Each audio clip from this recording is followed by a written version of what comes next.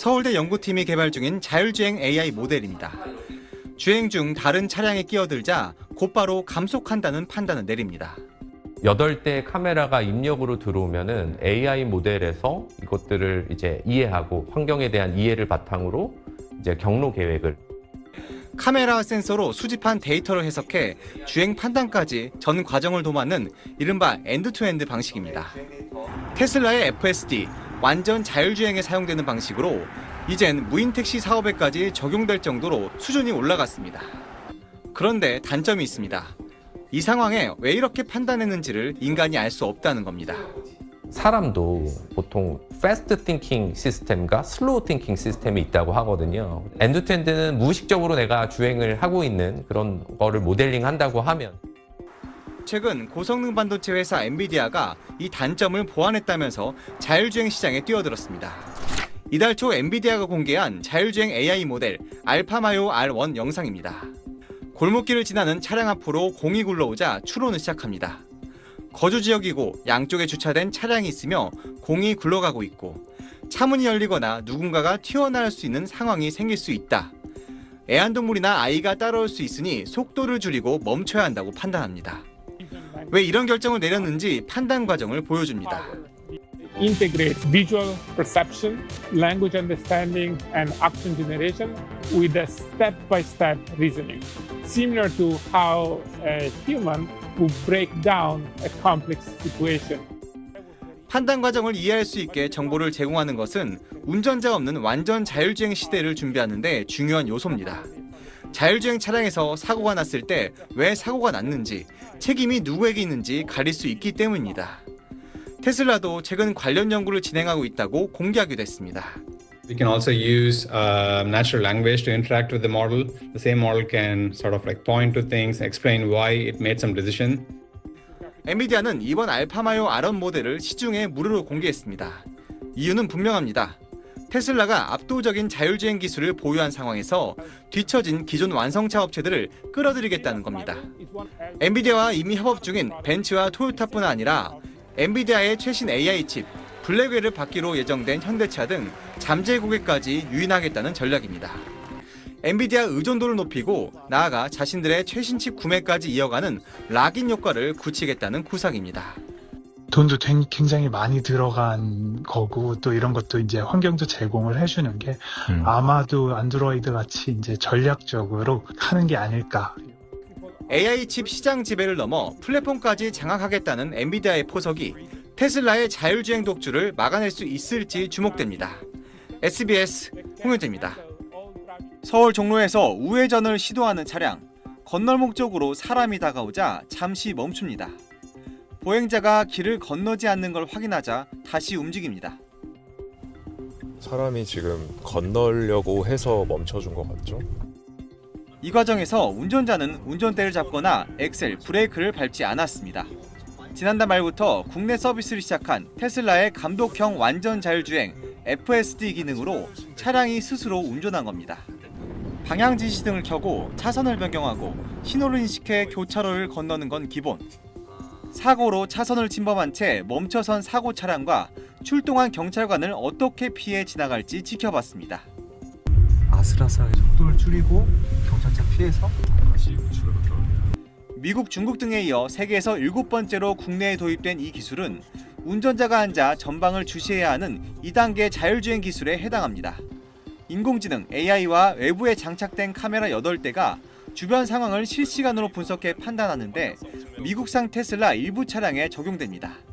때때로 길을 잘못 뜨는 실수도 있지만 이 기능을 경험한 운전자들의 반응은 뜨겁습니다. 이제 FSD가 없는 차를 못 타게 했어요. 그 정도로 운전 피로도를 많이 줄였으니까. 미국 GM도 운전대에 손을 떼고 주행할 수 있는 슈퍼크루즈 기능을 지난달 국내 판매 차량에 적용했습니다. 현대차는 테슬라와 같은 단계의 자율주행 시스템을 2027년부터 양산차에 적용하는 게 목표입니다. 하지만 최근 자율주행 기술을 총괄하는 본부 사장이 사임한 데 이어 정의선 회장도 기술 개발이 늦은 편이라며 테슬라 등과의 격차를 인정했습니다. 기술적으로 지금 많이 개발이 좀 늦어지다 보니까 FSD에 비교해서 우리나라도 이제 모든 걸 AI로 해서 자율주행을 해야 되지 않나 최첨단 기술 도입이 연구개발과 규제 개선을 끌어내는 자극제가 될 것이란 기대와 함께 외국 업체들이 국내 자율주행차 시장을 선점할 것이란 우려도 나옵니다. 경제부 홍영재 기자에게 궁금한 점들 더 물어보겠습니다. 예, 홍 기자, 원래 이 자율주행차가 핸들을 안 잡고 운전을 하면 경고음이 막 울리지 않나요? 네, 국내 안전 기준을 보면 그 자율주행 보조 시스템을 사용할 때 운전자가 30초 넘게 운전대를 잡지 않으면 경고 신호가 나도록 돼 있습니다. 신호가 울린 뒤에도 운전대를 잡지 않으면 자율주행 기능을 중단하도록 하고요. 하지만 제가 탑승한 테슬라는 운전대를 거의 1시간 가까이 잡지 않아도 됐습니다. 그게 테슬라에서는 어떻게 가능한 거죠? 네, 한미 FTA 때문입니다. 미국 안전 기준을 통과한 미국산 자동차는 우리나라 안전 기준도 통과한 것으로 본다는 조항이 있습니다. 미국 자율주행차 기준에 운전대 경고 신호 내용이 없다 보니 우리나라에도 그대로 적용된 겁니다. 미국산 자동차만 가능한 조항인 만큼 이번에 테슬라도 미국 공장에서 생산된 일부 차량에 대해 소프트웨어 업데이트 방식으로 자율주행 기능 서비스를 시작했습니다. 다만 우리 국토교통부는 제도에 공백이 있다고 보고 보완책 마련에 나섰습니다. 그래도 이게 과연 진짜 안전할지 우려가 들긴 하는데 그럼 사고가 나면 책임은 누가 집니까? 네, 테슬라는 이 자율주행 기능을 감독형이라는 이름을 붙였는데요. 자율주행 5단계 중 운전 보조 장치에 해당하는 2단계로 인증받았습니다. 자율주행 기능을 켰더라도 운전자의 실시간 감독이 필요하다는 겁니다. 그래서 테슬라는 경고 신호는 없어도 운전자가 앞을 보고 있지 않으면 내부 카메라로 시선 등을 인식해 주의하라 같은 경고 문구를 화면에 띄웁니다. 이를 여러 차례 무시하면 FSD 기능이 해제되고 아예 일정 기간 사용을 금지하기도 합니다. 이처럼 불륜화 개념이 아직 운행은 사람이 시스템은 보조한다는 것이다 보니 사고 최종 책임도 제조사가 아닌 운전자가 집니다. 술을 먹고 자율주행에 의존해도 이 또한 음주운전에 해당합니다. 우리나라 자율주행 업계도 긴장을 할 수밖에 없겠네요. 네, 한미 FTA는 미국 안전기준을 충족한 차량은 제조사별로 연간 5만 대까지 수입이 가능합니다. 여기에 최근 한미 무역협상 합의로 이 한도를 폐지하기로 하면서 대량으로 수입될 가능성이 커졌습니다. 이에 대비한 국내 자율주행차 업계의 경쟁력 확보가 절실해 보입니다. 네, 일단 기술 발전이 중요하겠네요. 잘 들었습니다, 홍 기자. 이야, FSD 감독형에서는 따로 차간거리 조절이 불가능한 것 같습니다. 스무스.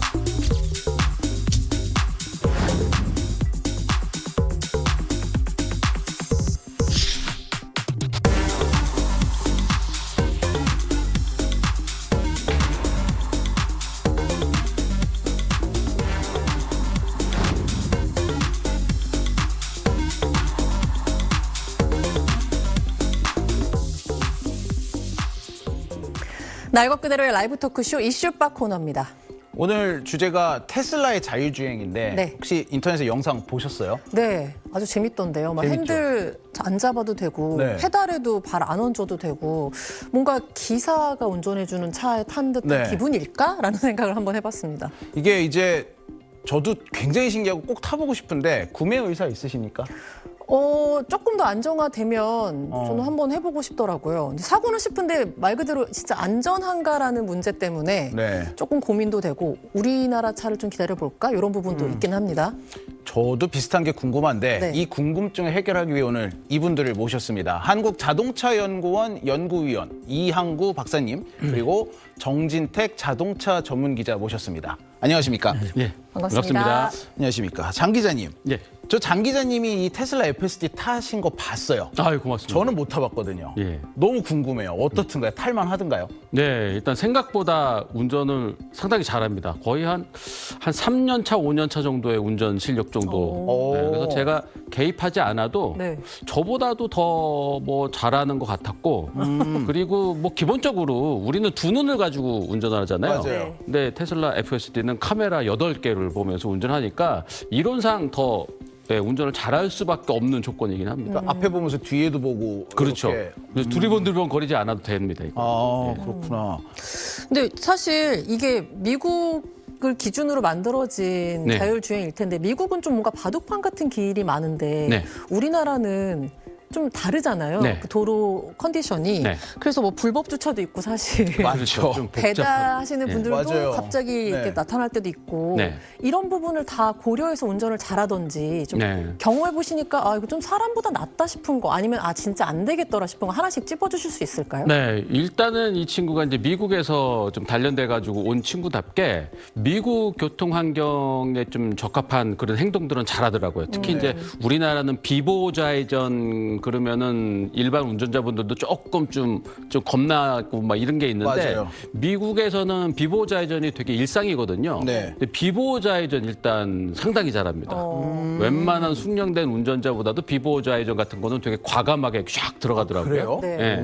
근데 이제 하나 좀 우리나라에는 과속 방지턱이 상당히 많잖아요. 많죠. 그렇죠. 예, 과속 방지턱에서 또 이렇게 높은 과속 방지턱은 우리가 알아서 좀 더 속도를 좀 많이 줄이고 뭐 이런 거 있는데 네. 이 친구는 과속 방지턱을 그냥 기호로만 인식을 해서 높은 과속 방지턱이건 낮은 과속 방지턱이건 네. 아니면 과속 방지턱 무늬만 있는 것들 있잖아요. 아, 네네. 여기서 다 동일한 속도를 줄이더라고요. 네. 그리고 분노의 근데 질주처럼 그냥 예. 가버리는 건가요? 아니, 네. 가다가 속도를 줄이긴 줄여요. 아. 근데 많이 줄이질 않아서 이 테슬라 이 차 자체가 승차감이 아주 좋은 차는 또 아니잖아요. 그렇죠. 네, 그래서 약간 좀 퉁하기 때문에 조금 더 줄여줘야 되지 않을까. 아니면 더 바란다면은 과속 방지턱의 높이까지 인식을 해서 좀 높은 과속 방지턱에서 좀 많이 줄이고, 네네. 네, 낮은 과속 방지턱에서 좀 덜 줄이고.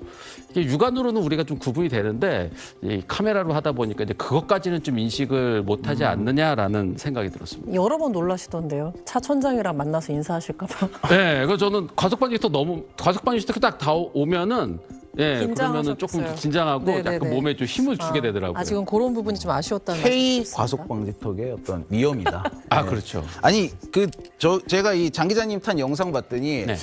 의외로 저는 이거 운전 초보자들이 타면 좋을 거라고 생각했는데 네. 운전 초보자들은 타면 안 되겠다라고 하시더라고요. 네. 이유가 있나요?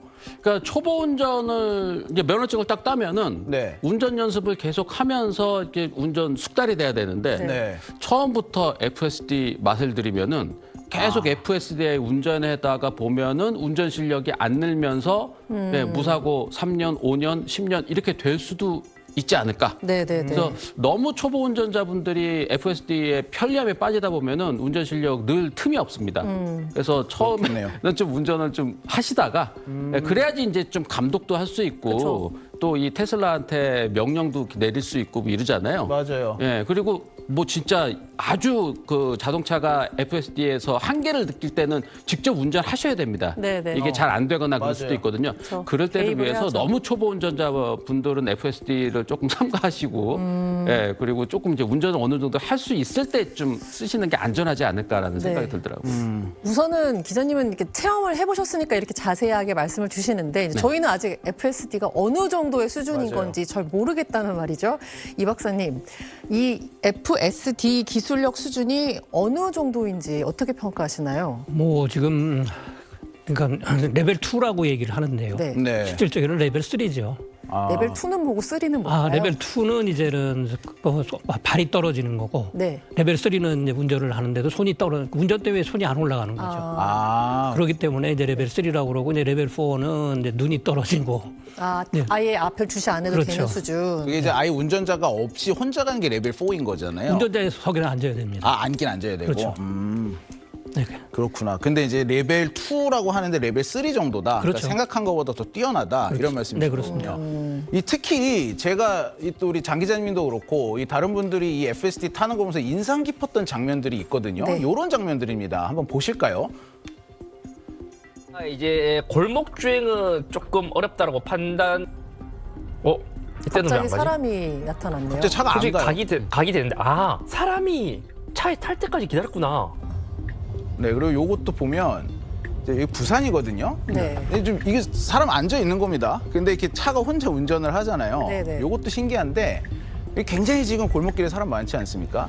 근데 가다가 여기는 완전 교차로 같은 곳인데 네, 가다가 멈춰섰어요. 사람을 보고서. 맞아요. 그랬더니 인사를 꾸벅하고 지나가는 모습. 네네. 예, 그러니까 이제 저분도 고마웠던 거죠. 근데 이게 사실 이 박사님 미국에서 운전해 보면 미국은 사람이 먼저다가 굉장히 강하잖아요. 그렇죠. 무조건 쓰잖아요. 근데 테슬라가 미국에서 오다 보니까 약간 미국 운전 매너가 있는 것 같은데 네. 우리나라에 이 FSD가 많이 퍼진다면 이런 매너를 갖춘 운전은 좀 순기능이 될 수 있을까요? 우리가 좀 그 매너가 없었던 건 아닙니다. 네네. 그렇게 가르쳤죠, 어떻게 보면은. 아, 그렇게 하라고 가르쳤다. 그러니까 그 간섭을 안 하니까 서로 그냥 편한 대로 그리고 왼쪽 오른쪽이 바뀌었지 않습니까? 아, 그렇죠. 우리가 예전부터는 실질적으로 우리가 이제 오른쪽 그러니까 오른쪽이 다니면은 왼쪽이고 왼쪽에 다니면 오른쪽이 되는데 그걸 바꿔놔 갖고 굉장히 혼란이 왔었죠. 그러다 보니까 뭐 굉장히 뭐 우리는 엉켜 있었던 거죠. 그러니까 그런 것들이 좀 풀어진 겁니다, 지금. 아, 그렇구나. 그러니까 앞으로 안전이나 매너 쪽에서는 좀 더 좋아질 수 있다. 그렇죠.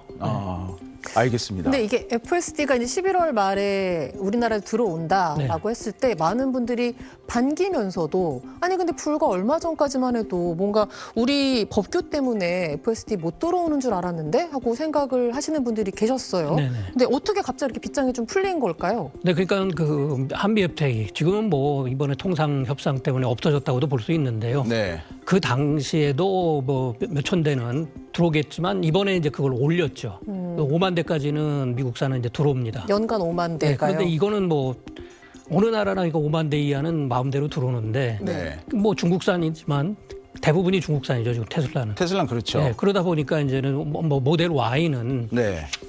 지금 뭐 레벨 3, 레벨 2죠. 그러니까 레벨 2가 들어오지만 레벨 3가 돼 있고 네. 그렇더라도 뭐 5만 대가 되려면은 한참 아직 남았기 때문에 뭐 앞으로 규제 없이 들어오는 거죠. 그러니까 이게 우리나라 안전 규정을 충족하지 않더라도 FTA 때문에 들어올 수 있다 이런 말씀이신 건가요? 뭐 그렇게 되는 거죠. 그러니까 지금 말씀해주신 FTA 조항이 미국 안전 기준을 만족한 미국산 차는 연 5만 대까지 들어올 수 있다. 이게 국내 안전 기준 인증을 면제받는 그렇죠. 조항이라는 건데 네네. 이렇게 되면 뭔가 약간 좀 이 법을 사이사이 피해서 들어온 건 아니야? 이런 생각도 들거든요. 근데 이번에 올렸지 않습니까? 그러니까 막 올렸다는 게 그 규제를 풀었거든요. 5만 대로. 그러니까 대수를 더 늘렸다는 그렇죠. 말씀이시군요. 네, 그러니까 이제 그것이 뭐 몇천 대밖에 안 됐던 거를 미국의 요구에 의해서 5만 대까지는 우리가 허용을 해준 거죠. 그러다 보니까 밀고 들어온 거죠. 밀고 들어온 건 그런 면이 없지 않아 있다라는 그렇죠. 말씀이시군요. 네, 네.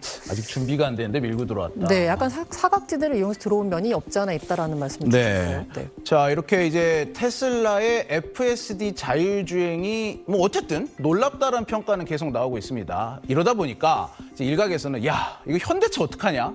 이거 어떻게 따라가지? 뭐 이런 걱정의 목소리도 굉장히 커지고 있거든요. 자, 미국 테슬라 자율주행은 이렇게 날아다니는데 우리나라 기업들의 자율주행 수준은 어느 정도 있지? 제가 직접 취재했던 게 있습니다. 한번 보고 와서 이야기 계속 해보시죠.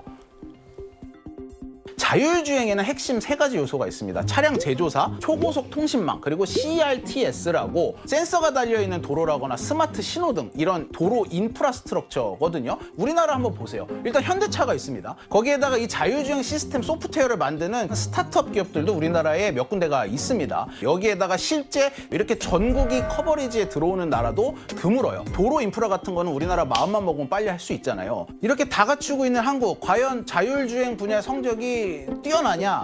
안타깝게도 그렇지 않습니다. 자율주행 차량을 할 수 있을 법한 IT 강국 5개국을 상대로 조사를 했는데 한국이 꼴등이었습니다. 네, 이 박사님. 지금 우리나라가 아직 저런 수준인데 미국산 차가 아까 말씀하셨듯이 밀고 들어왔잖아요. 자율주행 되는 게. 그래서 테슬라뿐만 아니라 이제 캐딜락도 이것도 미국산인데 우리나라에서 자율주행을 시작하겠다 하고 있습니다. 이렇게 되면 우리나라는 아직 준비도 안 된 상황에서 미국산 차에게 이 자율주행 시장을 다 먹히냐라는 우려가 나올 수밖에 없거든요. 네, 그렇습니다. 그 크루즈는 GM의 이제 하나의 브랜드거든요. 네, 캐딜락 브랜드죠. 네. 그걸로도 볼 수가 있겠고 또 우리가 일반적으로 크루즈 하면은 뭐 레벨 2죠. 발이 떨어지는 거, 발만 떨어지고 이제 손은 붙들고 있어야 되는데 네. 그것도 크루즈라고 얘기를 합니다. 네네. 그러니까 크루즈 컨트롤이죠. 그러니까 결과적으로는 뭐 레벨 2에서 계속 들어오고 있는 그런 상황인 거죠. 그러니까 우리나라보다 확실히 뛰어난 기술이다 이렇게 보시는 거예요? 그렇죠. 뭐 우리가 그 동안에는 미국으로부터도 꽤 많이 배웠으니까요. 아니 근데 사실 그래도 우리가 잘하는 게 분명히 있지 않겠냐라는 생각이 저는 좀 듭니다. 네. 근데 냉정하게 우리 장 기자님께 여쭐게요. 네. 현대차 연구원들이 사실 이거 FSD 체험하고 나서 나 밤잠 설쳤다라는 반응을 네. 인터넷에도 올린 게 또 화제기도 했죠. 네네네.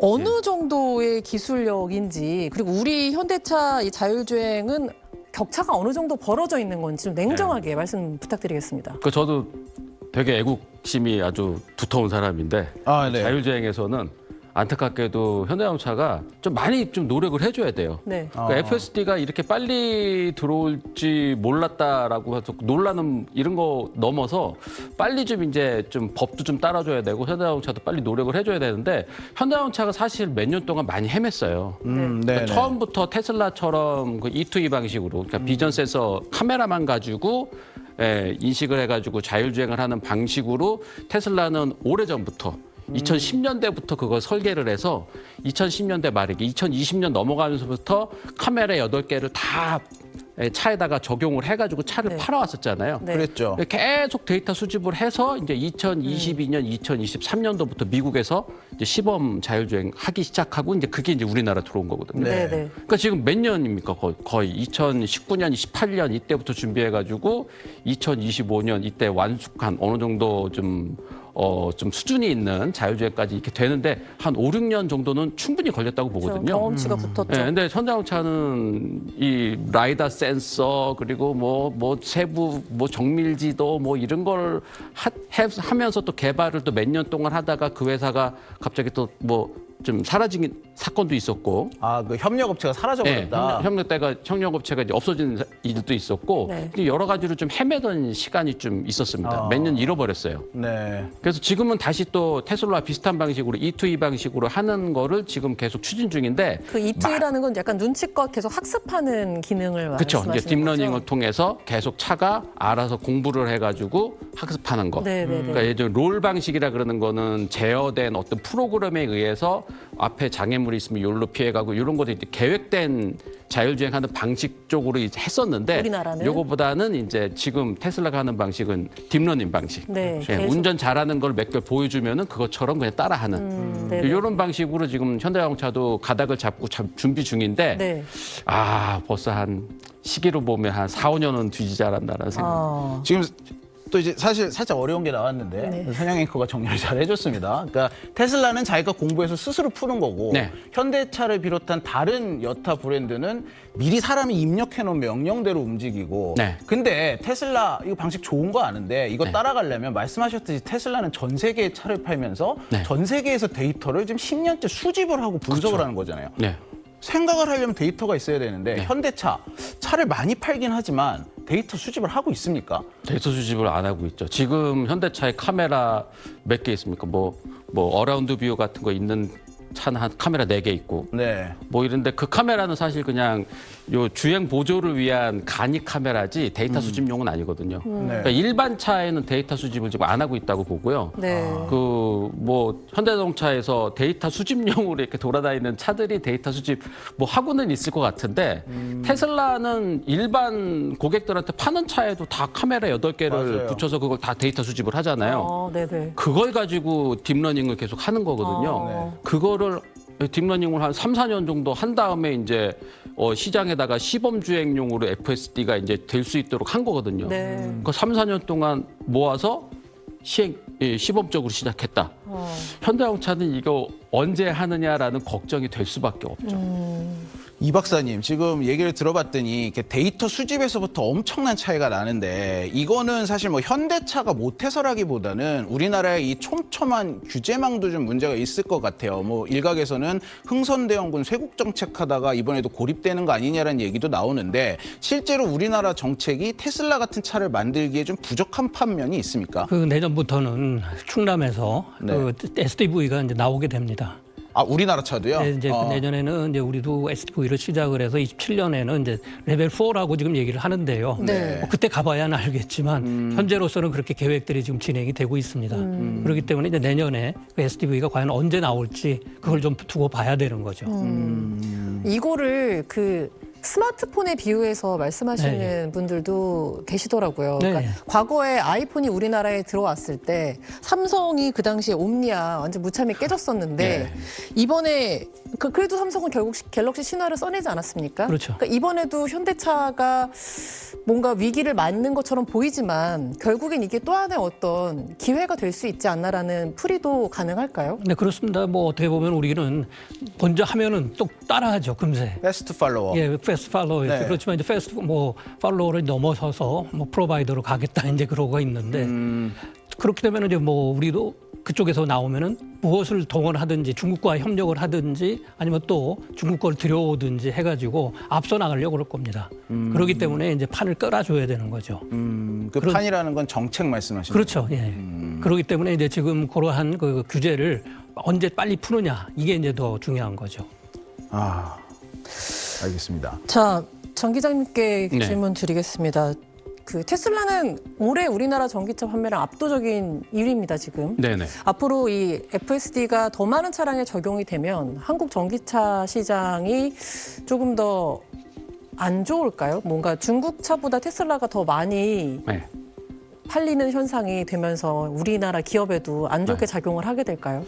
하여튼 FSD는 진짜 월등한 기술이기 때문에 이것 때문에 테슬라를 사시는 분들이 많아질 거예요, 진짜로. 아, 진짜? 네, 진짜로 많아질 건데 이제 테슬라가 지금 FSD가 되는 차는 1억 원이 더 넘거든요. 뭐 1억 2천만 원, 1억 3천만 원짜리 차를 사서 거기다가 1,000만 원짜리 FSD를 소프트웨어를 깔아야지 이제 FSD가 되는데 네. 가격이 비싸다 보니까 이제 아무나 사지는 못하죠.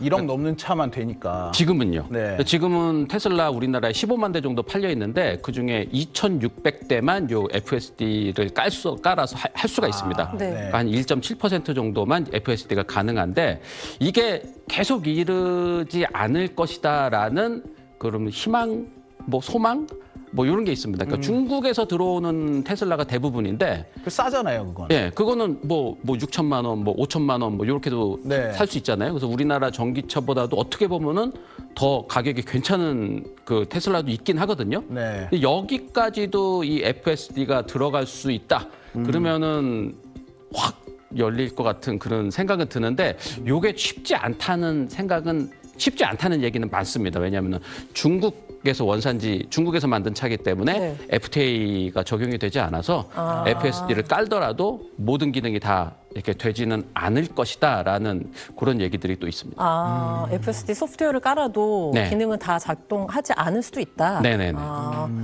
알겠습니다. 시간 관계상 오늘 두 분 말씀 여기까지 듣겠습니다. 고맙습니다. 감사합니다. 네, 감사합니다. 감사합니다. 고맙습니다. 네, 저희는 잠시 중간 광고 보고 돌아오겠습니다.